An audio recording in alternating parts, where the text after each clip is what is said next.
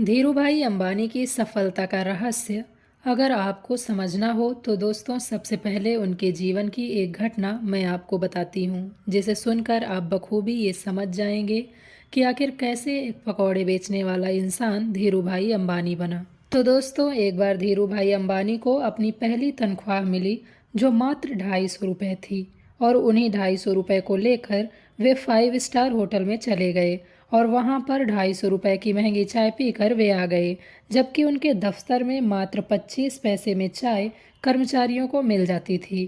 खैर, जब वो 250 रुपये की महंगी चाय पीकर वापस आए तो उनके दोस्तों ने उनसे कहा कि तुम कैसे इंसान हो, तुमने अपनी एक महीने की पूरी सैलरी महंगी चाय पीने में खर्च कर दी। क्या तुम्हें अपने घर परिवार बीवी बच्चों की कोई फिक्र नहीं है? तब धीरूभाई अंबानी ने कहा कि मैं देखना चाहता हूँ कि जो लोग 250 रुपये की चाय पीते हैं वो आखिर बातें क्या करते हैं, उनकी सोच कैसी है, उनके सपने क्या हैं, और इन्हीं 250 रुपये से मुझे बहुत कुछ सीखने को मिल जाता है। तो दोस्तों आइए जानते हैं कि कैसे एक आदमी जो हाई स्कूल की शिक्षा भी पूरी नहीं कर पाया, जो इतने गरीब परिवार से था कि खर्चा चलाने के लिए उसे अपने किशोर अवस्था से ही नाश्ते की रेहड़ी लगाने से लेकर पेट्रोल पंप पर तेल भरने तक का काम करना पड़ा, वो इंसान कैसे इतना अमीर बन गया कि जब वो मरा तो अपने परिवार के लिए 62,000 करोड़ से भी अधिक की संपत्ति छोड़ गया था।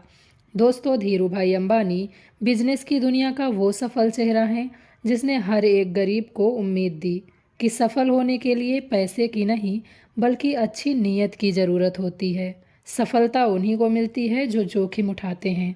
धीरूभाई अंबानी ने बार बार साबित किया कि जोखिम लेना व्यवसाय का नहीं बल्कि आगे बढ़ने का मंत्र है। वो हमेशा कहते थे, बड़ा सोचो, जल्दी सोचो, आगे सोचो, क्योंकि विचारों पर किसी का एकाधिकार नहीं है। 28 दिसंबर 1932 को गुजरात के जूनागढ़ के छोटे से गांव चोरवाड़ में धीरजलाल हीरालाल अंबानी का जन्म हुआ। पिता हीराचंद गोवर्धन भाई अंबानी एक शिक्षक थे और माता जमुनाबेन एक सामान्य गृहिणी थी। धीरूभाई अंबानी के 4 भाई बहन और थे। इतने बड़े परिवार का लालन पालन करना अध्यापक गोवर्धन भाई के लिए सरल काम नहीं था। एक समय ऐसा आया कि आर्थिक परेशानियों की वजह से धीरूभाई अंबानी को पढ़ाई बीच में ही छोड़नी पड़ी और उनकी स्कूली शिक्षा भी अधूरी रह गई। पिता की मदद के लिए धीरूभाई ने छोटे मोटे काम करने शुरू कर दिए, मगर हर सफलता के पीछे ढेरों असफलताएं छिपी हुई होती हैं। धीरूभाई अंबानी पर ये बात एकदम सटीक उतरती है। पढ़ाई छोड़ने के बाद सबसे पहले धीरूभाई ने फल और नाश्ता बेचने का काम शुरू किया, लेकिन कुछ खास फायदा नहीं हुआ। तब उन्होंने दिमाग लगाया और गांव के नज़दीक स्थित धार्मिक पर्यटन स्थल गिरनार में पकौड़े बेचने का काम शुरू कर दिया। ये काम पूरी तरह से आने वाले पर्यटकों पर निर्भर करता था, जो साल के कुछ समय तो अच्छा चलता था, लेकिन बाकी समय इसमें कुछ खास लाभ नहीं था।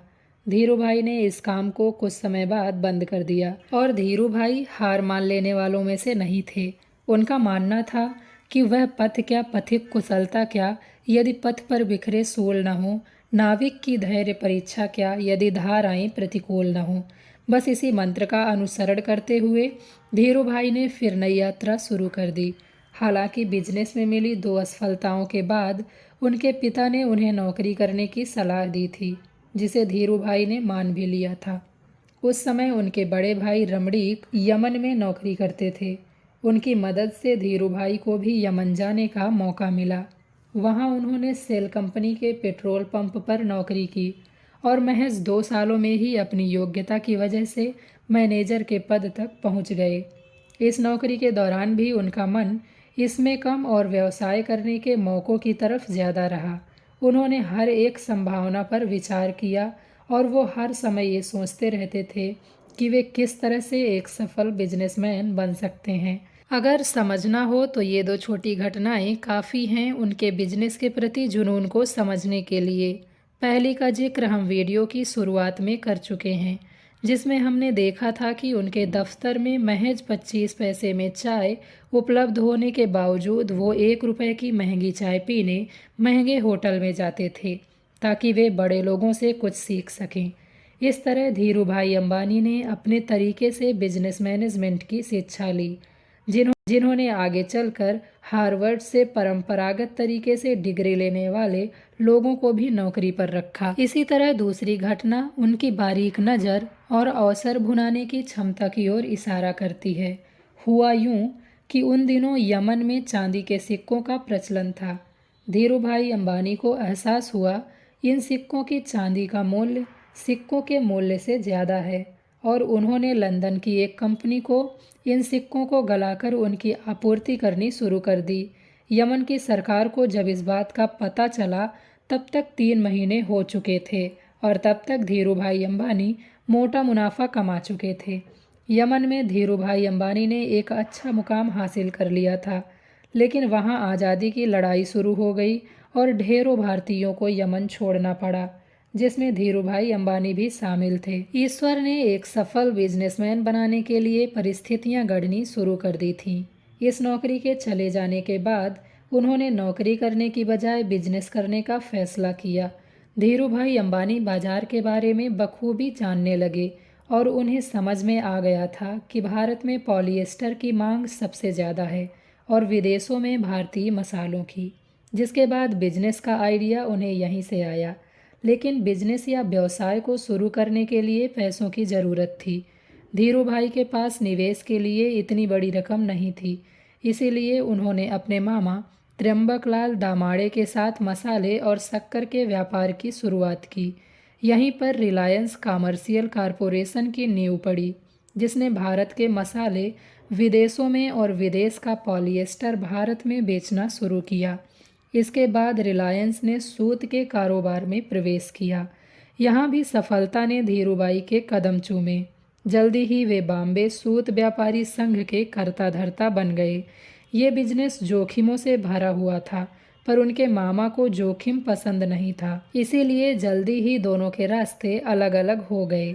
पर इससे रिलायंस पर कोई खास असर नहीं पड़ा और 1966 में रिलायंस टेक्सटाइल अस्तित्व में आया। इसी साल रिलायंस ने अहमदाबाद के नरौदा में टेक्सटाइल मिल की स्थापना की। विमल की ब्रांडिंग कुछ इस तरह से की गई कि जल्दी ही विमल सबकी पहचान में आ गया और विमल का कपड़ा एक बड़ा भारतीय ब्रांड बन गया।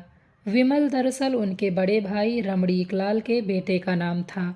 इन्हीं सब संघर्षों के बीच उनका विवाह कोकिलाबेन से हुआ, जिनसे उन्हें 2 बेटे मुकेश और अनिल और 2 बेटियां दीप्ति और नीना हुईं। उन्होंने इसके बाद पीछे मुड़कर कभी नहीं देखा और रिलायंस कपड़े के अलावा पेट्रोलियम और दूरसंचार जैसी सेवाओं के साथ भारत की सबसे बड़ी कंपनी बन गई।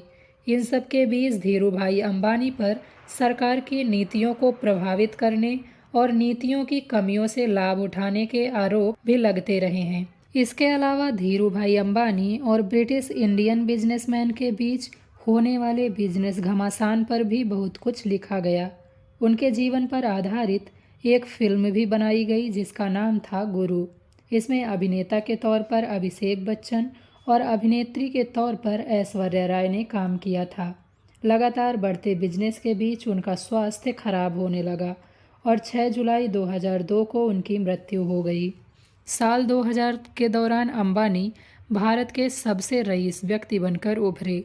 मीडिया रिपोर्ट्स के अनुसार जब उनकी मौत हुई तब तक रिलायंस 62,000 करोड़ की कंपनी बन गई थी। मृत्यु के बाद उनके बिजनेस को उनके बेटों मुकेश और अनिल अंबानी ने संभाला, लेकिन एक ही माता पिता की संतानें होने के बावजूद और संपत्ति में बराबर हिस्सा मिलने के बावजूद आखिर कैसे मुकेश अंबानी आज फोर्ब्स द्वारा जारी 100 सबसे अमीर भारतीयों में पहले स्थान पर हैं और कैसे अनिल अंबानी इस सूची से बाहर हैं, जानेंगे किसी और वीडियो में। तो दोस्तों, ऐसे ही ढेरों अमेजिंग फैक्ट्स के लिए हमारे चैनल फैक्ट गर्ल को सब्सक्राइब करना और वीडियो पसंद आया हो तो लाइक और कमेंट करना मत भूलिएगा। बाय बाय दोस्तों।